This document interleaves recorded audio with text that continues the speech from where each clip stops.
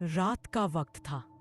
3 बचपन के दोस्त अजय, राहुल और समीर अपने गांव से दूर जंगल की तरफ निकल पड़े। अजय की आंखों में आंसू थे। वो बोला, भाई, हम सब अब अलग अलग शहरों में जा रहे हैं। शायद ये हमारी आखिरी रात हो साथ में। उसकी बात सुनकर राहुल और समीर भी चुप हो गए। हवा में हल्की उदासी छा गई। तीनों ने तय किया कि आखिरी बार एक पागलपंती वाला प्लान करेंगे। उन्होंने सोचा, जंगल में जाकर पुरानी हवेली ढूंढेंगे। जैसे ही वो जंगल में घुसे, टहनियों की चरमराहट, उल्लू की आवाज और दूर से दिखती पुरानी हवेली की झलक, माहौल भयानक हो गया।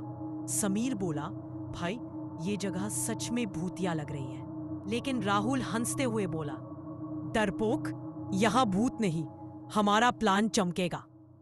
जंगल के बीच में उन्हें एक पुराना टूटा हुआ झूला दिखा जो हवा में अपने आप हिल रहा था। अजय का चेहरा सफेद पड़ गया। ये तो वही झूला है जिसके बारे में गांव वाले कहते हैं कि उस पर बैठने वाला वापस नहीं लौटता। अचानक झूले पर बैठा सफेद साया दिखाई दिया जिसके बाल हवा में उड़ रहे थे। तीनों दोस्त जम गए और पब्लिक भी डर के साथ ग्लूड रह जाएगी। Oh! Funny break, no boring part. डरते डरते राहुल ने हिम्मत दिखाई और बोला, अरे ये भूत नहीं, ये तो समीर की एक्स गर्लफ्रेंड लग रही है। अजय और समीर हक्के बक्के रह गए और माहौल डरावने से फनी में बदल गया।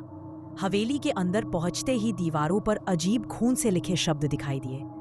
3 दोस्तों का प्लान फेल होगा। तीनों के रोंगटे खड़े हो गए। अजय रोते हुए बोला, ये किसने लिखा? हम पर नजर कौन रख रहा है? अचानक हवेली की छत से भूतिया हंसी गूंज उठी। तीनों ऊपर देखते हैं तो एक औरत खून से सनी साड़ी में खड़ी थी।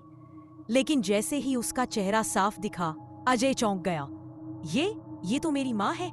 औरत मुस्कुराई और बोली, बेटा, ये सब मैं ही कर रही थी ताकि तुम्हें सच्चाई पता चले। असल में वो भूत नहीं थी, बल्कि अजय की माँ, जिसने उन्हें सबक सिखाने के लिए ये पूरा ड्रामा रचा था। तीनों दोस्त पहले डर गए, लेकिन फिर हंस पड़े। वीडियो एंड होता है इस डायलॉग से, दोस्ती का असली प्लान यही है, डर में भी साथ देना।